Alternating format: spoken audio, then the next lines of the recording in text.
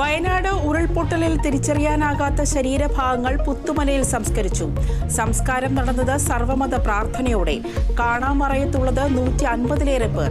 തിരച്ചിൽ തുടരുമെന്ന് മുഖ്യമന്ത്രി. ശരീരഭാഗങ്ങളും മറവ് ചെയ്യുന്നതിന് കൂടുതൽ സ്ഥലം ദുരന്ത നിവാരണ നിയമപ്രകാരം ഏറ്റെടുക്കാൻ നിർദ്ദേശം നൽകിയിട്ടുണ്ട്. ദുരിതബാധിതരെ സ്കൂളുകളിലെ ക്യാമ്പുകളിൽ നിന്ന് മാറ്റി പാർപ്പിക്കുമെന്ന് മുഖ്യമന്ത്രി.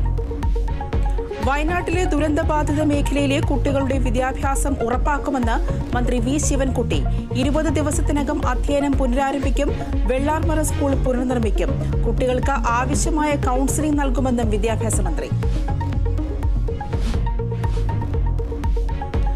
കർണാടക ഷിരൂരിനടുത്ത് കടലിൽ പുരുഷന്റെ മൃതദേഹം. വലയിൽ കുടുങ്ങിയ നിലയിൽ മൃതദേഹം കണ്ടെത്തിയത് മത്സ്യത്തൊഴിലാളികൾ. മൃതദേഹം മത്സ്യത്തൊഴിലാളിയുടെ നിന്ന് സ്ഥിരീകരണം. സംസ്ഥാനത്തെ മദ്യനയത്തിൽ മാറ്റത്തിനൊരുങ്ങി സർക്കാർ.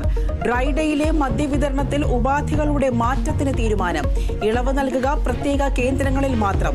ശുപാർശ പുതിയ മദ്യനയത്തിന്റെ കരടിൽ. കലാപകലുഷിതമായി ബംഗ്ലാദേശ്. ബംഗ്ലാദേശിൽ ന്യൂനപക്ഷങ്ങൾ ആക്രമിക്കപ്പെടുന്നുവെന്ന് വിദേശകാര്യമന്ത്രി എസ് ജയശങ്കർ. പ്രതിപക്ഷ നേതാവ് ഖാലിദ സിയെ മോചിപ്പിച്ചു. രാജ്യത്ത് തെരഞ്ഞെടുപ്പ് പ്രഖ്യാപിക്കാൻ നീക്കം. ഷെയ്ഖ് ഹസീന ഇന്ത്യയിൽ തുടരുന്നു.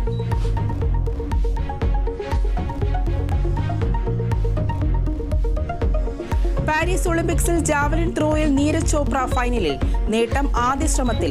ഗുസ്തിയിൽ വിനേഷ് ഫോഗട്ട് സെമിയിൽ. പരാജയപ്പെടുത്തിയത് യുക്രൈൻ താരം ഒക്സനെ. പുരുഷ വിഭാഗം ഹോക്കിയിൽ ഫൈനൽ ഉറപ്പിക്കാൻ ഇന്ത്യ.